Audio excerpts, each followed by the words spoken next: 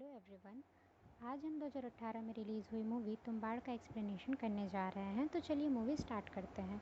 तो मूवी की शुरुआत में हम सुनते हैं कि एक पिता अपने बेटे को एक कहानी सुनाते हुए कहता है कि एक गॉडेस ऑफ प्रॉस्पेरिटी है जो कि अनलिमिटेड सोने और अनाज की देवी है। कहा जाता है कि जब ब्रह्मांड की शुरुआत हुई तो देवी के कोख से ही 16 करोड़ देवी देवताओं ने जन्म लिया। इसमें से देवी को सबसे ज़्यादा प्यार अपनी पहली संतान हस्तर से था। लेकिन हस्तर को देवी के सारे धन और अनाज का मोह आ गया था। उसने सारा सोना तो लूट लिया, लेकिन जैसे ही वो अनाज को लूटने आगे बढ़ा तो बाकी सारे देवी देवताओं ने उस पर आक्रमण कर दिया, जिससे वो तिनको तिनको में बिखरने लगा। इससे पहले कि वो पूरी तरह नष्ट हो पाता, देवी ने उसे बचा लिया। देवी ने एक शर्त रखी कि आगे से हस्तर की ना ही पूजा की जाएगी और ना ही उसे याद रखा जाएगा। लाखों करोड़ों साल तक हस्तर अपनी माँ के कोख में सोता रहा। फिर एक दिन हमारे ही पूर्वजों ने एक मंदिर बनाकर हस्तर की पूजा शुरू कर दी, जिससे हस्तर जाग गया। इसके साथ ही सारे देवी देवताओं का क्रोध तुम्बाड़ पर लगातार बारिश के रूप में शुरू हो गया। ये सब सुनने के बाद बेटा पूछता है कि हमने उसे जगाया ही क्यों। तो पिता बोलता है कि हस्तर का श्राप हमारे लिए वरदान है। जब तू देवी के कोख में जाएगा तो समझ जाएगा। इसके बाद मूवी मेन स्टार्ट होती है। सीन दिखाया जाता है 1980 तुम्बाड़ महाराष्ट्र का, जहां एक औरत महल के अंदर जाकर एक बूढ़े आदमी के पास जाती है। उस बूढ़े आदमी का नाम सरकार था। वो बहुत बड़ा ज़मींदार था। वो औरत उसके पास काम हस्तर के खजाने के लालच में करती है। जब वो सरकार से खजाने को पूछती है तो वो उसे कुछ नहीं बताता।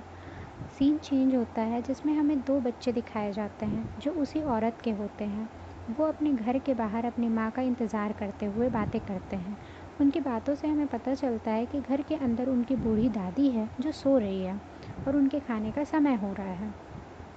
इसके बाद बड़ा बेटा घर का ताला खोलकर अंदर जाता है और दादी के लिए खाना बनाने लगता है। बड़े बेटे का नाम विनायक और छोटे बेटे का नाम सदाशिव रहता है।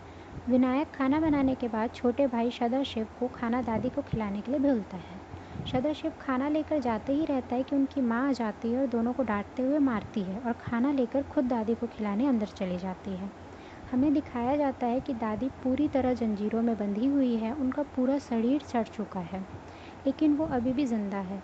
माँ उन्हें खाना खिलाकर वापस आ जाती है। रात का सीन हमें दिखाया जाता है कि दादी अचानक से जाग जाती है और चिल्लाने लगती है, जिसे शांत करने के लिए विनायक की माँ कहती है कि सो जाओ वरना हस्तर आ जाएगा। दादी शांत तो हो जाती है, लेकिन जब तक वो खुद को पूरी तरह जंजीरों से आज़ाद कर चुकी रहती है। सुबह सरकार की मौत हो जाती है, जिसके बाद विनायक की माँ बोलती है कि अब हम तुम्बाड़ में नहीं रहेंगे। आज हमारी यहाँ आखिरी रात है, कल हम पुणे चले जाएंगे।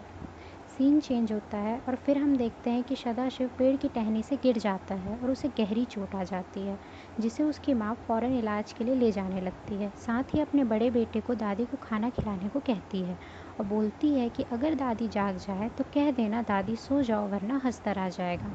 इसके बाद विनायक घर जाता है और उसकी दादी जाग चुकी रहती है। विनायक उनके कमरे के पास जाता है तो दादी उससे पूछती है, क्या तुम्हें खजाना चाहिए? खजाने की लालच में विनायक दादी के कमरे के अंदर चला जाता है। अंदर जाते ही दादी उसको बोलती है, खजाना जो है सरकार के बाड़े में है। और इतना बोलते ही वो विनायक पर हमला कर देती है। वो उसे खींच कर ले जाने लगती है। विनायक जब तक अपनी माँ की बात को याद कर पाता, दादी उसे मारने लगती है। उसे अचानक ही अपनी माँ की बात याद आ जाती है। वो तुरंत चिल्लाकर कहता है कि दादी सो जाओ वरना हस्तर आ जाएगा। दादी सो जाती है। विनायक दादी के कमरे से बाहर आता है। तभी ही विनायक की माँ घर रोते हुए आती है, जिससे हमें यह पता चलता है कि सदाशिव की मौत हो गई है। उसी रात ही विनायक की माँ और विनायक गांव छोड़कर जाने लगते हैं, लेकिन विनायक खजाने के लालच में अपनी माँ को वहीं रुकने बोलता है और दादी को उठाकर खजाने को पूछने बोलता है। लेकिन उसकी माँ उसे डांटकर मना कर देती है और उसे अपनी कसम देते हुए कहती है कि अब वो इस गांव में कभी भी लौटकर नहीं आएगा। उसकी माँ की बातों से यही लगता है कि अपने छोटे बेटे को खोने के बाद शायद उसका लालच ख़त्म हो चुका है। सीन शिफ्ट होकर के 15 साल बाद का दिखाता है, जहां विनायक वापस तुम्बाड़ रिटर्न होता है। इससे हमें साफ पता चल जाता है कि उसके खजाने की भूख इतने सालों में भी ख़त्म नहीं हुई है। विनायक अपने पुराने घर जाता है और दादी के कमरे में जाता है, जहां वो देखता है कि दादी अभी भी जिंदा है, लेकिन पूरे पेड़ों की टहनियों से घिर चुकी हैं। और वो दादी से खजाने के बारे में पूछता है और उन्हें आधा खजाना देने का लालच भी देता है। पर दादी इतने सालों से ज़िंदा थी और अपनी जगह से हिल भी नहीं पा रही थी, तो वो खजाने के बदले में उसे जलाकर मुक्त कर देने को कहती है, जिसे विनायक मान जाता है। फिर दादी उसे खजाने की जगह और उसे लाने का राज बता देती है। जब विनायक खजाना ले करके वापस आता है तो वो अपने वादे के अनुसार दादी के साथ साथ अपने पुराने घर को आग लगा देता है और बाड़े से निकाले सोने के सिक्के लेकर वो पुणे अपने घर वापस लौट आता है। वहाँ जाते ही वो अपने पत्नी से मिलता है और फिर पंडित के पास जाता है, जिससे उसने बहुत सारा कर्ज लिया हुआ था। सोने के सिक्के से वो अपना कर्ज पूरा चुका देता है। हमें आगे दिखाया जाता है कि वो ऐसे ही कुछ कुछ दिनों में तुम्बाड़ जाता और सोने के सिक्के लाता जाता, जिससे वो बहुत ही ज़्यादा अमीर हो जाता है। वो पंडित जो विनायक को कर्ज देता था, वो विनायक का दोस्त भी रहता है। विनायक को इतना अमीर देखकर उसके मन में भी लालच आ जाता है, तो वो पहले विनायक से पार्टनरशिपिंग की बात करता है, जिसे विनायक मना कर देता है। लेकिन पंडित के मन में तो लालच आ चुका रहता है, तो वो एक औरत को विनायक के घर भेज देता है ताकि वो कुछ दिन विनायक को खुद के साथ बिजी रख सके और उसी बीच पंडित तुम्बाड़ जाकर खजाने का पता लगा सके। लेकिन वो लड़की और पैसे के लालच में विनायक को सब सच बता देती है और विनायक भी तुम्बाड़ पहुंच जाता है। वो जानते हुए भी कि पंडित उसे देख रहा है, खजाने को लेने कुएं में उतरता है और सोने के सिक्के लेकर बाहर आ जाता है। विनायक को बाहर सिक्के लेकर जाते देखते ही पंडित भी लालच में नीचे उतर जाता है और देखता है कि जो जगह है पूरी लाल है और सकरी है। वो रस्सी के सहारे नीचे जाता है और वो जब नीचे जाता है तो देखता है कि पूरी जगह जो है हल्की हल्की हिल रही है, जैसे कि मानो वो सांस ले रही हो। और वहाँ पंडित एक बर्तन को देखता है, जिसे वो खोलता है तो उसमें से उसे एक आटे की गुड़िया दिखती है। जैसे ही पंडित उसे बर्तन से बाहर निकालता है, हस्तर अनाज की खुशबू सूंघकर पंडित के पास आ जाता है और उस पर हमला कर देता है।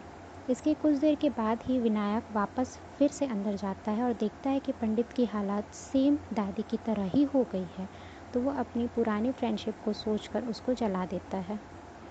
बेसिकली इस सीन से हमें यही पता चलता है कि हस्तर जिसे भी काटेगा या छुएगा वो इंसान हमेशा के लिए अमर हो जाएगा, लेकिन उसकी पूरी जो बॉडी है वो ख़राब हो जाएगी। ये बात हमें दादी और अब पंडित को देख करके भी समझ आ गई है।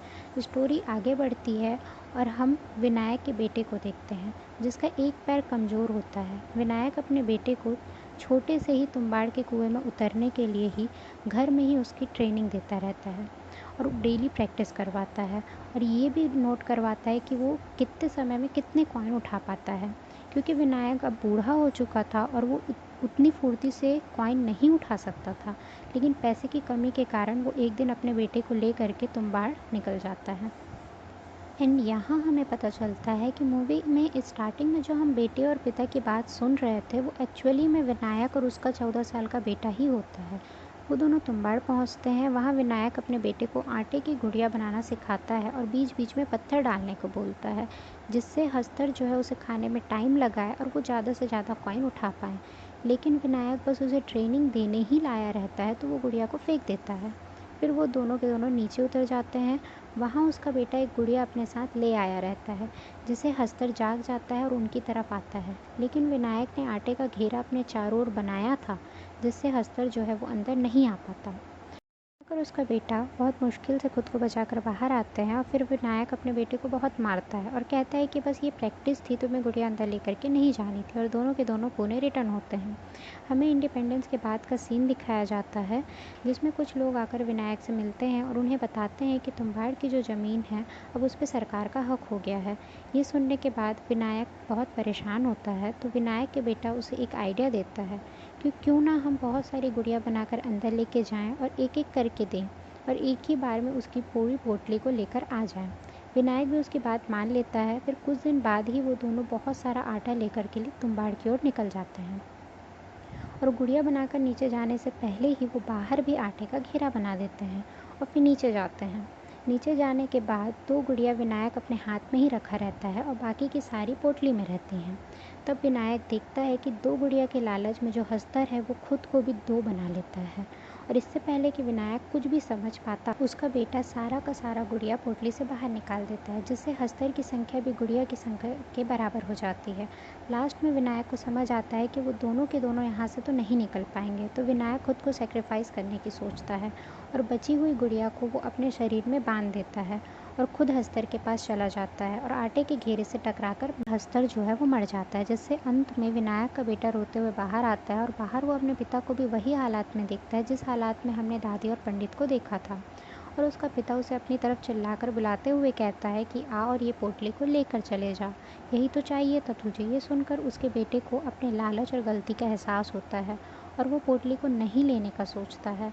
हाथ में पकड़े हुए अपने लालटेन को वो अपने पिता की ओर फेंकता है और उन्हें तकलीफ ना हो इसलिए वो आखिरी में बोलता है कि बापू सो जाओ वरना हस्तर आ जाएगा। और यहीं पर हमारी ये मूवी ख़त्म हो जाती है। Thank you everyone. अगर आपको ये एक्सप्लेनेशन अच्छी लगी हो तो प्लीज़ वीडियो को लाइक शेयर और मेरे चैनल को सब्सक्राइब कर दीजिएगा। Thank you. Bye bye.